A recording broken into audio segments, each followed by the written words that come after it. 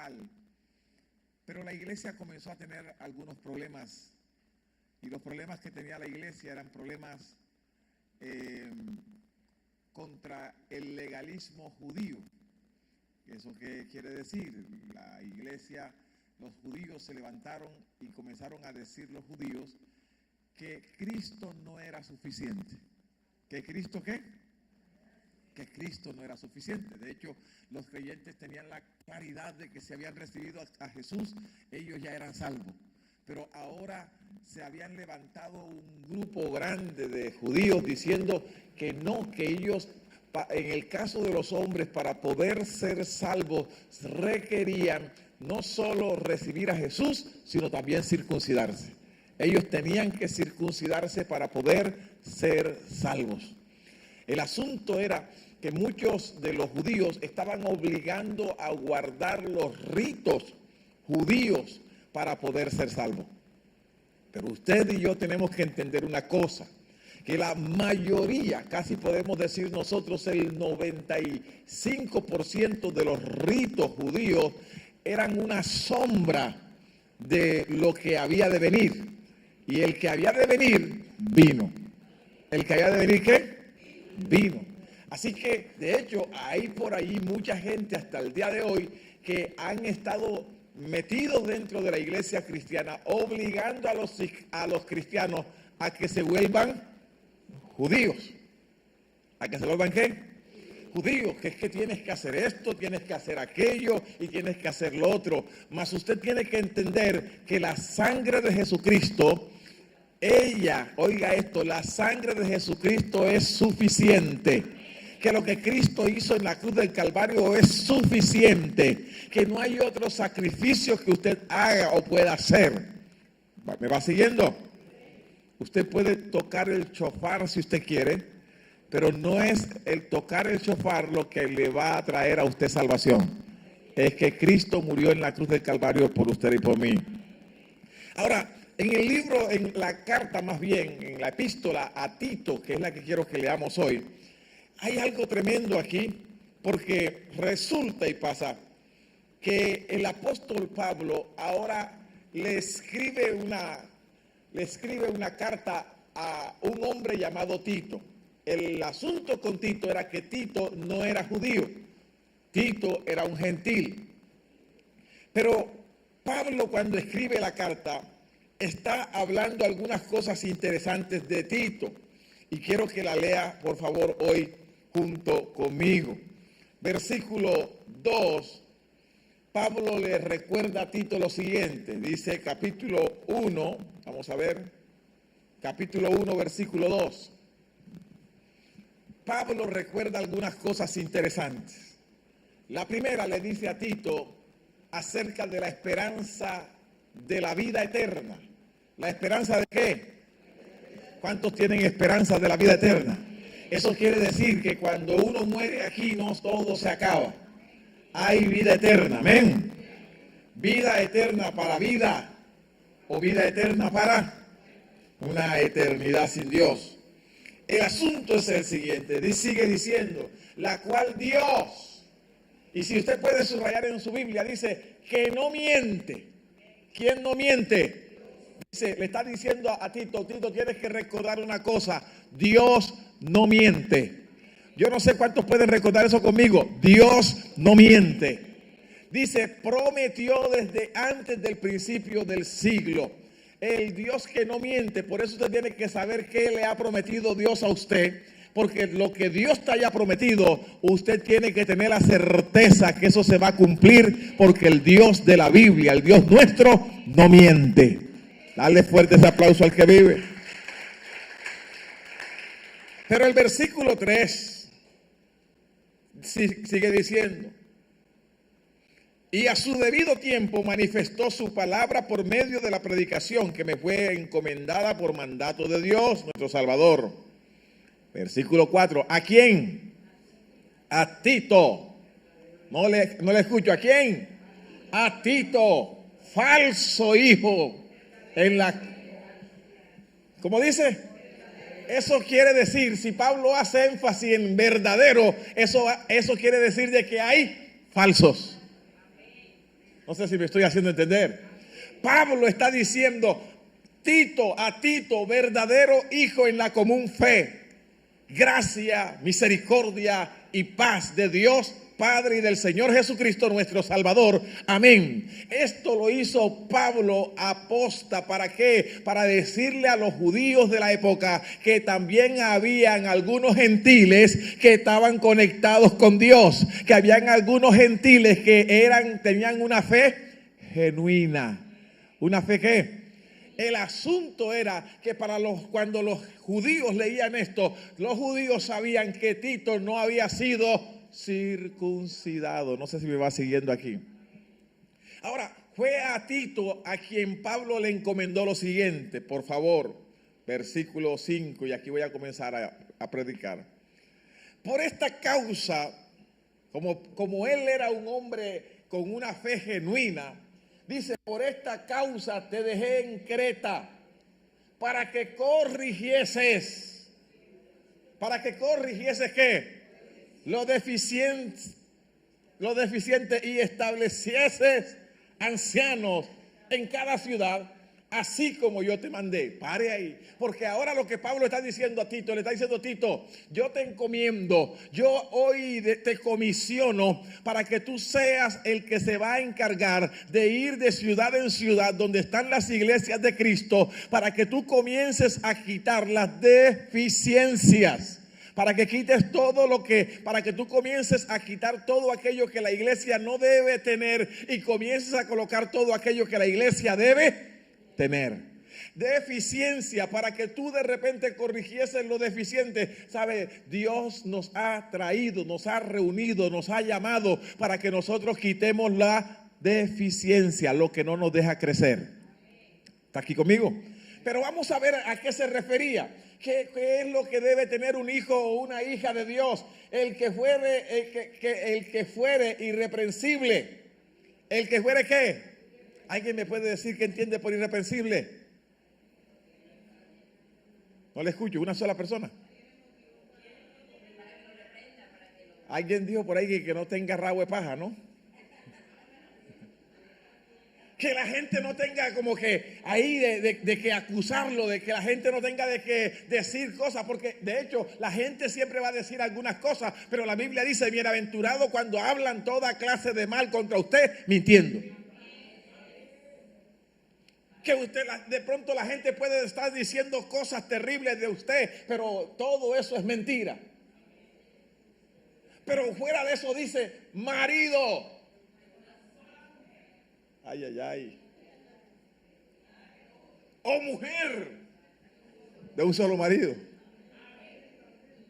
Amén. Está hablándole a los llamados de Dios, pero luego dice, y que tengan. Santo. Que tengan, ¿qué dice ahí?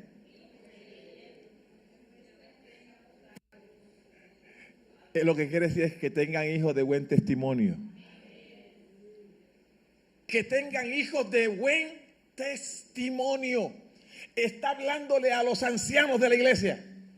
Ahora, entonces eso me habla de que había un estándar para poder ser un líder.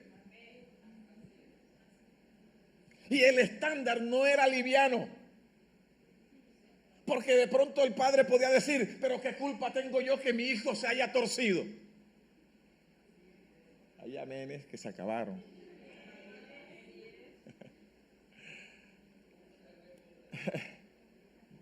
Que no estén los hijos acusados de rebeldía. Versículo 7.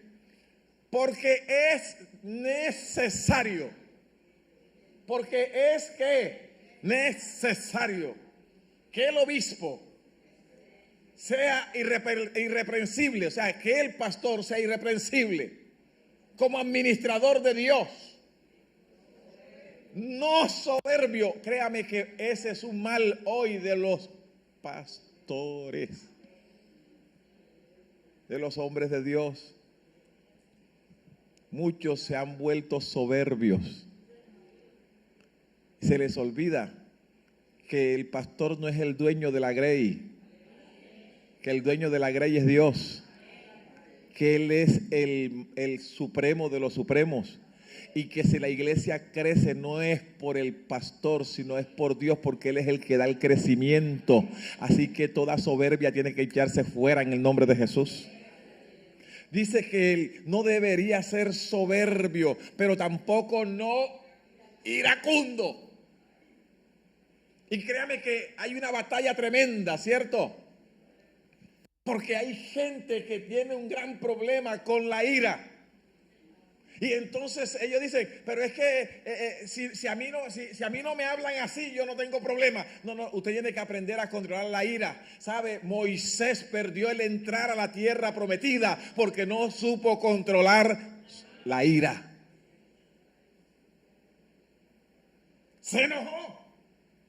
Golpeó cuando no debió golpear, cuando debió hablar. No dado al vino. Cero amenes.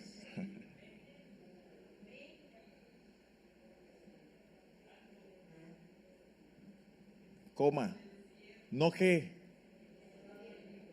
No pendenciero. Hay gente que le gusta la pelea y la que no es de él la compra.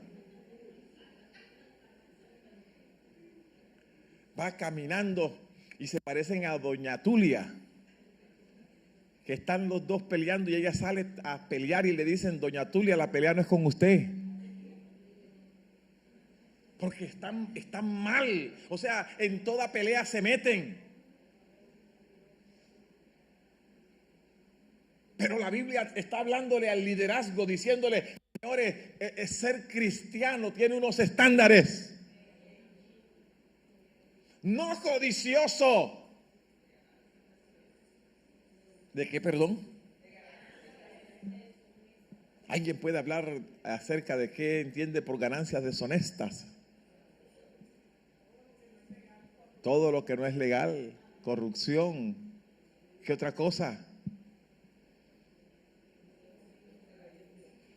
Cuando vienen a los ilícitos, cuando te vienen a proponer ese tipo de cosas que tú sabes que no son correctas, que no son legales, pero tú dices, de todas maneras me voy a ganar unos pesos. ¿Perdón? Es correcto. Cuando vienen y le dicen a uno, mira, tú no tienes que ir, simplemente pon la platica que ya tenemos, va a haber un viaje. Claro, los amenes. Eso no pasa acá. Usted nada más pone la platica, el viaje ahí y le llega pulpa. Eso es ganancia deshonesta. 8. Versículo 8, por favor. Entonces, ¿qué es lo que necesitaba el hombre de Dios? Dice, que sea. Ya nos habló de lo que no, ahora nos habla de lo que sí. Dice, debía ser hospedador. Y entonces uno saca la excusa, pastor, en esta época uno no puede hospedar a cualquiera en la casa. Y yo digo, sí, tiene toda la razón, pero si tienes la oportunidad de hospedarlo, hay maneras ahora de hospedarlo hasta no en la casa, ¿sí o no? Yo aquí doy gracias a Dios que hay personas que cuando llegan, pastor, yo puedo hospedar a fulano, ¿lo vas a hospedar en tu casa? No, pastor, averigüe, yo puedo pagarle una habitación para que. Entonces yo digo, hoy todavía tenemos gente que es hospedadora. Pero también dice amante de lo bueno. Me habla que hay amantes de lo malo. Amante de lo bueno es gente que tú la ves que son correctas, que todo lo que es torcido, todo lo que es malo, siempre están ahí diciendo no, porque esto aman lo bueno. Pero luego hay una coma y dice también otra cosa que pide, dice deben ser sobrios. ¿Qué debe ser? ¿Qué entiende usted por sobrio? Lo contrario de sobrio es ebrio. Pero a lo que se está refiriendo aquí es que la persona debe ser estable, porque hay gente que no tiene, o sea, hay gente que uno no sabe si el sí de esa persona es sí o es no. Uno con esa persona no sabe. Uno dice, fulano dijo tal cosa, pero a veces sí es verdad. Porque no es sobrio. Porque su vida todo el tiempo, ¿cómo camina un borracho? Usted ve que el borracho siempre no hay estabilidad. Y hay gente que en su vida viven así, no se han tomado un solo trago, pero caminan como borrachos. Y no estoy hablando del caminar físico, estoy hablando del caminar en su vida. Es una vida inestable. Por eso al líder, a la persona que está pensando en servirle a Dios, el Señor dice que uno de los requerimientos es sea sobrio, que su sí sea sí y que su no sea no. Justo.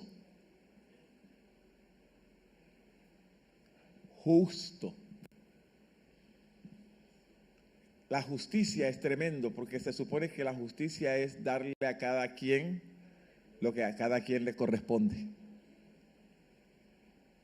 La justicia es una balanza. El tema es que a veces ser justo no es tarea fácil. De hecho, ¿usted sabía que hay leyes que no son justas? ¿Me escuchó eso? ¿Usted sabía que hay leyes que no son justas? Simplemente es legal, pero no es justo. Hay leyes que establecen que la mujer puede hasta casi los 6 meses quitarle la vida al niño. Es una ley, pero no es justo. Santo. Ahora tiene que usted cambiar la mentalidad del santo ese que tenemos a veces en la iglesia tradicional, porque uno entiende que el santo es ese que tiene y una aureola en la cabeza.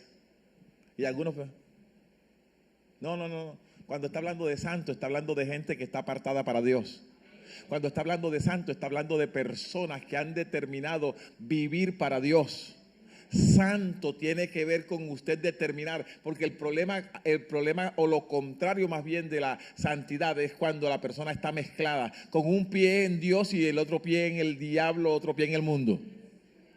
No se define, pero la Biblia le manda, le requiere al líder, al anciano, al obispo, dice sea sobrio, sea justo, pero sea también santo, y luego termina diciéndole dueño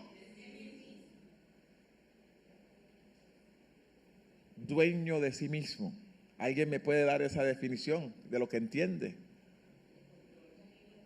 Que tiene su dominio propio. Porque hay algunos que tienen un demonio propio.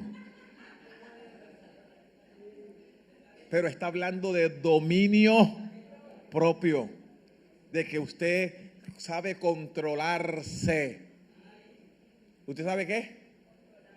No, pastor, es que la verdad es que yo no sé, no supe qué me pasó.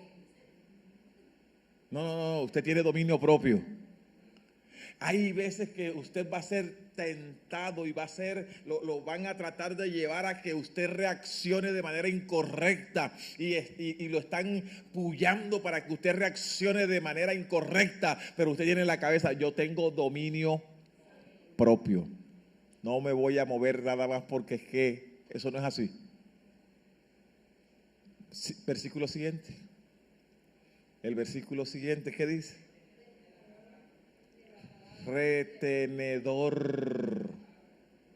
de la palabra, fiel tal como ha sido enseñada. Y fíjese aquí algo importante, porque me está hablando, la única manera de yo poder retener la palabra es que yo escuche la palabra. La única manera de yo poder retener la palabra es que yo entienda la palabra. El asunto es que dice que la debe retener. Y algunas veces el gran problema nuestro, el por qué no retenemos la palabra, es porque estamos distraídos cuando se está dando la palabra. Y entonces llega aquel persona que nos golpea la puerta a la casa, le abrimos y entonces llega, Señor, le traigo por aquí un mensaje y le vengo para compartir, porque la idea es que usted va a vivir en un paraíso eterno y usted va y entonces caemos nosotros ahí redondito y comenzamos nosotros a escuchar y luego ya estamos confundidos. Y luego vienen unos a preguntarme, pastor, ¿será que es verdad que el Espíritu Santo es la fuerza activa de Dios? Pastor, es verdad que Jesucristo es un ángel. Y entonces yo le digo, ¿qué pasó contigo? Parece ser que no has retenido la palabra. ¿Por qué? Porque cuando tú retienes la palabra, claro que vas a enfrentar una gran cantidad de falsa enseñanza, pero tú te vas a mantener fiel a la palabra de Dios pura, alabado sea el nombre del Señor, a la palabra de Dios correcta. ¿Sabes por qué? Porque la retienes, porque tú llegas a la casa, escuchas la palabra, pero llegas a la casa y comienzas a navegar en la palabra de Dios. A mí me encanta ese tipo de personas que yo a veces veo en los grupos. Veo personas que están mandando continuamente que el devocional que va y el devocional que viene. Y sabe, no deje de hacer eso, porque eso lo lleva a usted a crecer. Eso lo lleva a usted a otro nivel. Yo tengo dentro de la iglesia personas que a veces me llaman y me dicen, pastor, estaba leyendo tal cosa, pastor, pero no entiendo. No deje de hacer eso. Yo no me voy a molestar porque usted me llame para preguntarme, pastor, estaba leyendo tal cosa, pero no entiendo de qué está hablando allí. Y yo digo, excelente, así es, esa es la forma. Pero también aprenda usted que cuando alguien te pregunte algo y no sabe, no inventes. No sé si me estoy haciendo entender. Porque uno tiene que tener la capacidad de poder decir, la verdad que no sé, déjame averiguar. Porque ha habido situaciones, ha habido personas que me preguntan sobre cosas y yo le digo, bueno, espérame, yo después te respondo, porque yo no me la sé toda. Y yo podría pararme ahí y decir, ok, listo, es que como soy el pastor, y entonces decir cualquier cosa que se me ocurra en la cabeza, mas no es así. Por eso él le está diciendo, retenedor de la palabra, pero ¿cuál palabra? La palabra fiel, tal como ha sido enseñada. O sea, no le meta otra cosa. No es que a mí me parece, es que yo creo, es que yo escuché por ahí, es que yo, porque ahora tenemos nosotros un gran asunto desde la pandemia, ¿sabe? Las plataformas se llenaron de una gran cantidad de predicadores que muchas veces usted no sabe ni siquiera cuál es el origen de ese predicador, pero usted está ahí siguiéndole y usted está caminando y usted a veces se rompe la nariz por esa persona, pero no la conoce. Y usted tiene que entender que cuando se dio el COVID-19, claro, todo el mundo comenzó a transmitir. Y entonces usted, yo sigo a fulano, yo sigo a sutana, yo sigo a este, yo sigo al otro. Y usted va a encontrar en la internet una gran cantidad de cosas, predicadores, unos que dicen unas cosas tremendas. Escuchaba ahora días uno que estaba diciendo que los ángeles habían tenido relaciones sexuales. Escuchaba a otra que dijo que Dios le dijo que se divorciara y una cantidad de cosas. Pero son los héroes de muchos. Son los héroes de muchos. ¿Por qué? Porque es que me gusta cómo habla, me gusta cómo dice. No, la Biblia te dice, retén la palabra fiel tal como ha sido enseñada, para que también puedas exhortar con sana enseñanza y convencer a los que contradicen. Amén. No sé si hay versículo 10, vamos a ver. Porque hay aún muchos contumaces.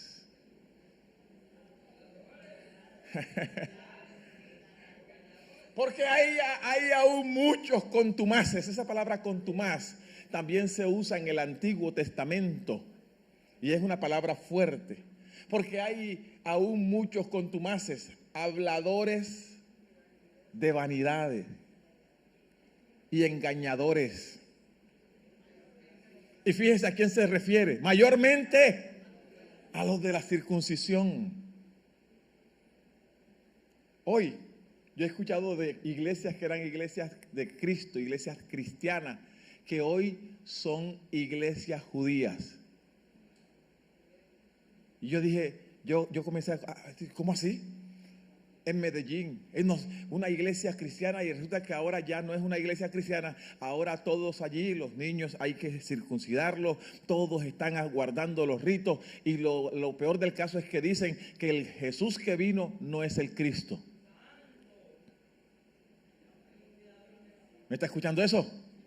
Que Él no es el Cristo, que están esperando al Mesías. Y es que el que no quiere creer a la verdad, entonces se le es mandado un espíritu engañador para que crean a la mentira. Así que el apóstol le está diciendo, mire, tienen que tener cuidado, pero para tener cuidado tiene que mantener usted la sana doctrina. No sé si hay 11 porque ya voy terminando. ¿Por qué qué? Porque la gracia de Dios, termina ese texto ahí, ¿cierto que sí? Porque la gracia de Dios, a los cuales es preciso tapar la boca, que trastornan casas enteras, enseñando por ganancias deshonestas lo que no conviene, enseñando por ganancias deshonestas solo para conseguir plata lo que no conviene. Uno de ellos, ¿está conmigo? Su propio profeta dijo: los cretenses siempre mentirosos, malas bestias, glotones, ociosos. Este testimonio es verdadero, por tanto repréndelo duramente, para que sean sanos. ¿Para que sean qué? Y yo no quisiera terminar sin leerles el 14. No atendiendo a fábulas judaicas, ni a mandamientos de hombre que se apartan de la verdad, aunque ese hombre pareciera tener muchos dones. Tenga cuidado, estamos viviendo los últimos tiempos. La palabra de Dios es la lámpara. Si no está, si no tiene ahí, puede la persona hablar muy bonito. Yo escuchaba a la persona y decía, es que a mí el Señor me habló y me dijo, divórciate. Y el divorcio, de hecho, en la Biblia, Dios lo permitió. Dice que no porque era la voluntad de Él, sino por la dureza de nuestro corazón. No sé si me está siguiendo lo que estoy diciendo. Tengamos cuidado con todo lo que escuchamos. Que el Espíritu Santo nos guíe, porque la Biblia dice que Él nos guiará a toda verdad. Colócase sobre tus pies. Él nos guiará a toda verdad.